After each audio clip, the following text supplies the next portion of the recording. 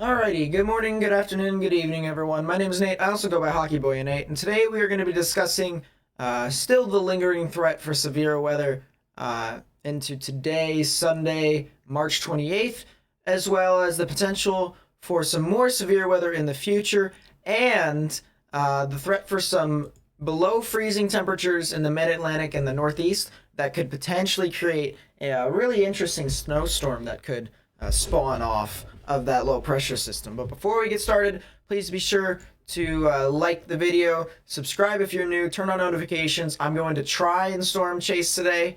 The event is actually starting to look a lot less impressive, which is the good news for the people who live in the mid-Atlantic, but the bad news for people like me who still want to chase. So I'm going to try to storm chase. It'll most likely be localized into my area, but otherwise, yeah, we'll get straight into it. So the convective outlook for the next 3 days is like this. There's an enhanced risk for today. There's no severe weather here for Monday, which is good news, although I believe it could turn into a marginal in the places like Orlando and south of Jacksonville, like Duval. And then you also have your marginal on Tuesday, and that's when the next round of severe weather actually starts, which is Tuesday and Wednesday. So that's something to keep in mind. Places to expect for Wednesday would be Dixie Alley. What else is new, honestly? But Dixie Alley, deep south, is right where the next batch of severe weather can start to formulate and push on through. Let's go into the enhanced risk for today and see what's going on here. I don't believe it's changed a whole lot, but there is indeed an enhanced risk for places like Norfolk, all the way into Richmond, as well as along the border of North Carolina and Virginia. So north of Raleigh, along the border there, that's where you can expect some severe weather. It's like a 3 out of 10, or 3 out of 5, if you will, on the severe scale. So you have your dark green as a 1, your yellow as a 2, your orange as a 3, then you would have red as a 4, and pink as a 5. We've had 2 of that 5 out of 5 risks over the past 2.5 weeks. So this looks a bit more like a bit of a break compared to some of these other events. Even yesterday, even though it was a 3 out of 5, across the board, there was a lot of severe weather. So even though this is a wider risk than it was yesterday, it's still a bit of a weaker one. So that is the good news there.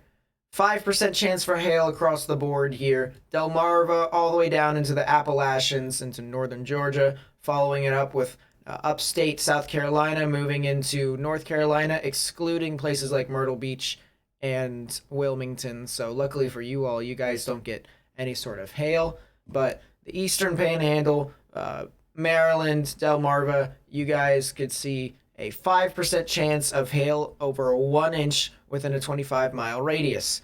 This is your enhanced risk, folks. It's a wind-driven event. Your 5% for wind extends all the way down into Alabama near Hattiesburg, as well as north of Mobile and the southern parts of Alabama, all the way over into Georgia, near Savannah, actually. Savannah is right on the border of you seeing some gusty winds from this event, but 5% extends from Alabama all the way over to the border of Georgia and South Carolina. It also extends all the way up into the Appalachians, up into central Pennsylvania, to places like Albany, southwestern parts of Massachusetts, and even into parts of Connecticut. So something to keep in mind there, that this is a very expansive risk for just a marginal chance for severe weather for the wind aspect. Then you have your 15% indicated in yellow and your 30% indicated in red. You also have your black circle here with dotted lines. That is your hatched risk. So on normal circumstances, without that hatched risk, whatever probability you would have of 5, 15, or 30, then you would have that percentage, that chance of you seeing gusty winds over 58 miles per hour within a 25-mile radius. However, because this hatch risk is now in place, anyone who is in this hatch risk has a 10% chance or greater of also seeing gusty winds around 74 miles per hour or greater. So if you know anyone who lives in those areas, tell them to monitor the weather. Very easily could topple over trees, topple over semi-trucks, because this is right along the I-95 corridor. It extends all the way down into here, just for anyone who's curious. And boom. So definitely not something. Actually, there's the I-95 corridor. Let's just outline it real quickly. So you can see right there, if I take the interstate off, it goes right through it. The I-95 corridor actually takes up practically almost the entire central parts of this hatch risk. So not a good day to be driving if you are on the I-95 corridor, specifically into the afternoon and evening hours. But if you do have to drive, just please be sure to monitor the weather extensively and get off at a rest area whenever you can, or even just at a nearest exit to hide out at, like, say, a gas station. Then you also have your tornado risk, and I was going to try and chase this tornado risk a bit further south, but then I realized that the 5% more or less is just mainly because of the expansive cold front that'll form behind it. So this expansive QLCS that forms behind the original line. There was originally a very good chance for some tornadoes right in here, and that was my target area for today. However, I decided to bail on that area because it's as normal as it would be up here. So, more or less, I'm going to try and chase around here. I really have no idea if it will, go really well for me. But personally, if there was a 5% risk, I would think they would move it a bit further south down into here and take this 5% out up here. Or actually, keep it like right in here. This would be, in my honest opinion, where the 5% chance for tornadoes would be. So, but you also have that chance along the line here. And if I were to chase today, which I very well could, turn on notifications if you want to stay up to date, then I would highly recommend chasing in this area. That's practically where I live anyway, so I'm going to want to keep that up to date.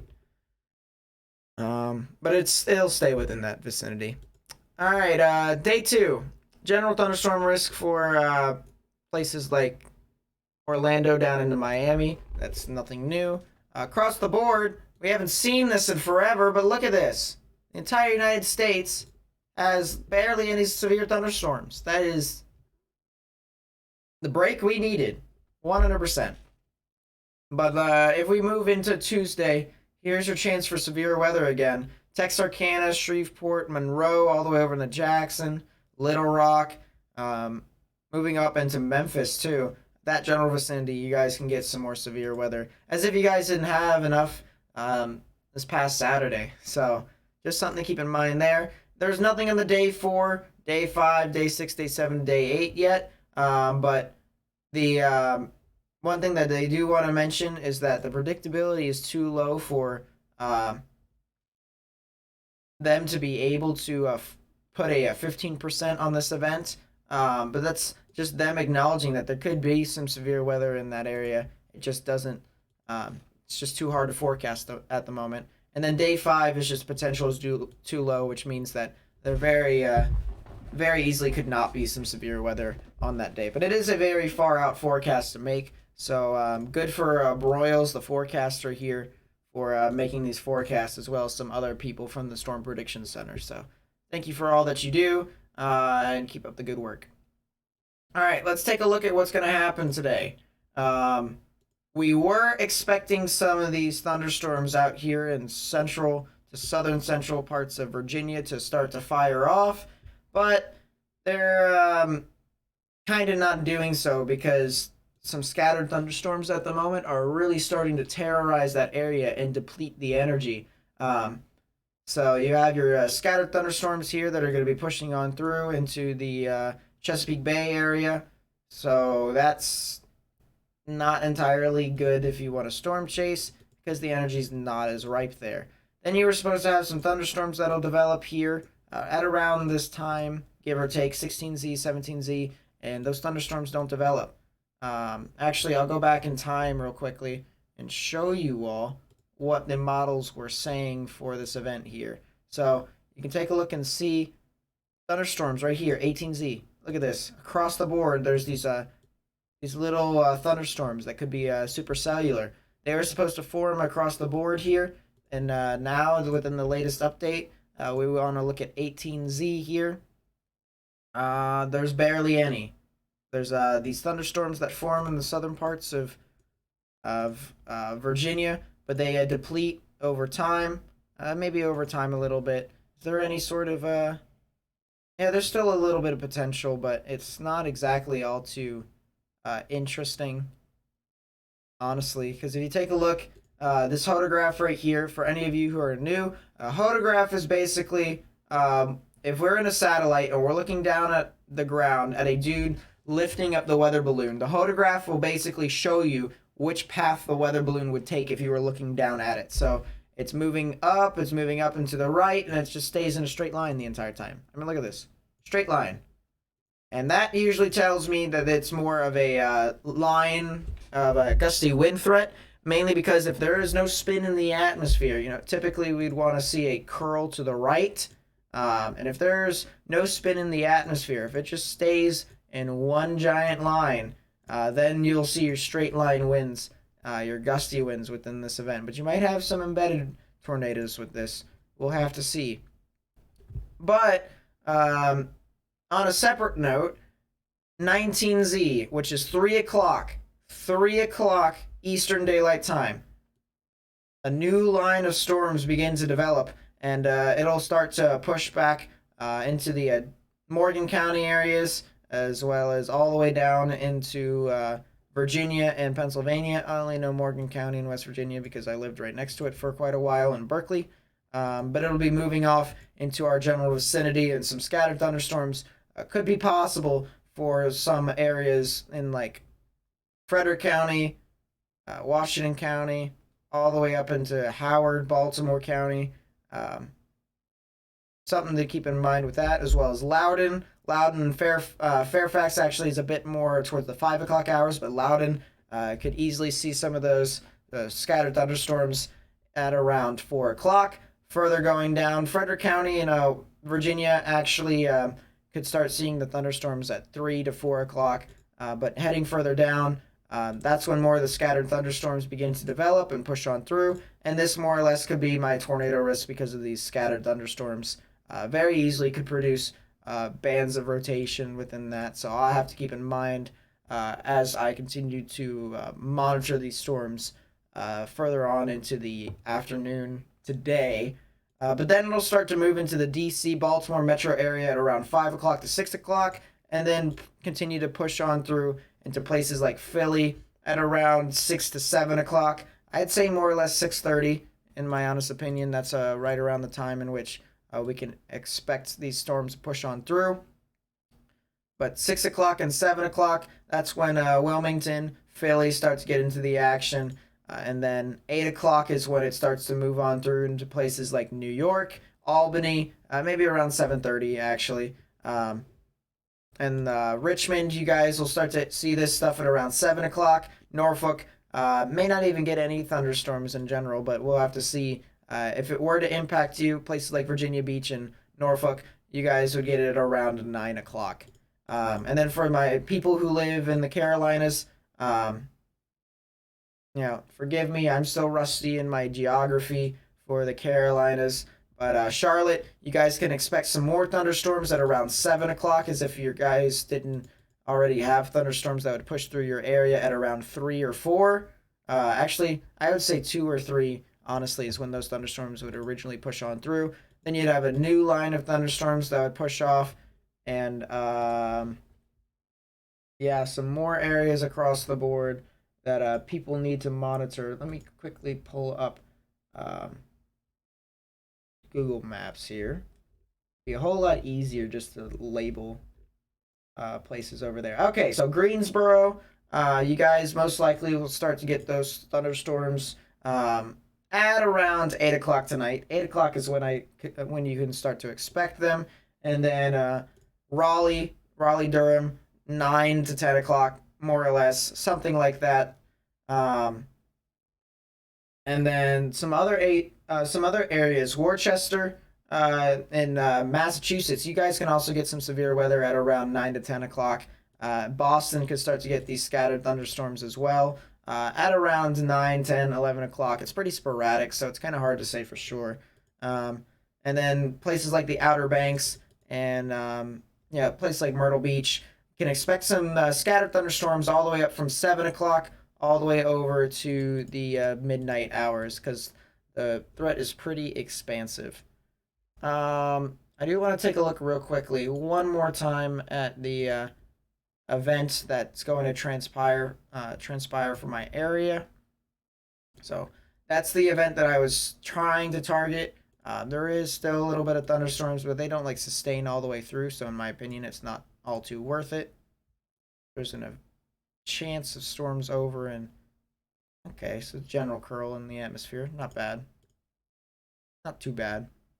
We're gonna take a sounding here of these lines of storms, and you can see starts out pretty much as a line, but then it curls off to the right. So there is a little bit of spin in the atmosphere with these winds here, but it's really linear from 0 to 1 kilometer. Not exactly what I want to see for tornadoes because there isn't really a whole lot of potential there. It's actually a whole lot worse up in central Pennsylvania, so I wouldn't be surprised if places south of State College or even around State College get into the action here as well. Maybe places north of Harrisburg, south of Williamsport. That is something that people need to continue to monitor as this heads off into the evening. But nevertheless, a threat for severe winds and some spotty hail is possible across the board with this one. Also, the reason why I say that there should be a risk in South Carolina is because South Carolina, North Carolina, is because there is some veering in the winds right here. You can see it does curl to the right. It is a bit weaker, but you don't need a lot of spin in the atmosphere to say a whole lot, although the helicity lacks a lot to be desired. So I'd say maybe 2% to 5%, depending upon what all happens. Upstate South Carolina, that same thing, except the wind shear is actually a little bit stronger and the helicity is stronger as well. So there is that. There is that. All right. Well, enough talking about today. Let's talk about the future here. And the future doesn't exactly look bright for severe weather. I'm not gonna lie. Very easily could start seeing this a bit of a cool down finally in severe weather before we start heading into the heart of April. But this is something that we need to continue to watch because obviously that's what we are. We need to watch the weather. We're the Weather Channel. We're not exactly the Weather Channel, but we try to help out the best we can. All right, so here's Tuesday morning. Scattered snow showers across the northern plains into the northern Midwest because a low pressure system does dip down and it does push on through. So the chance for some snow showers is possible in places near Duluth. But then here's this Tuesday afternoon into the evening, some scattered showers that could be severe in the places of the marginal that we were talking about. So Texarkana all the way up into Little Rock, Shreveport, Monroe, all the way over to Jackson and Memphis. Your general vicinity could get some severe weather on Tuesday. And then here's what I'm actually watching for, which is Wednesday.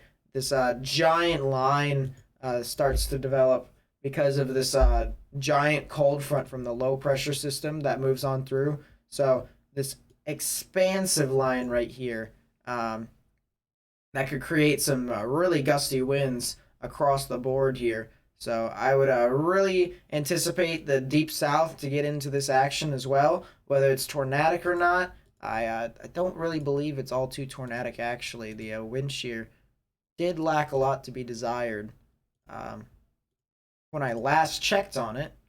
But, it could be different. Could be different. We'll have to take a look Wednesday. It was all right.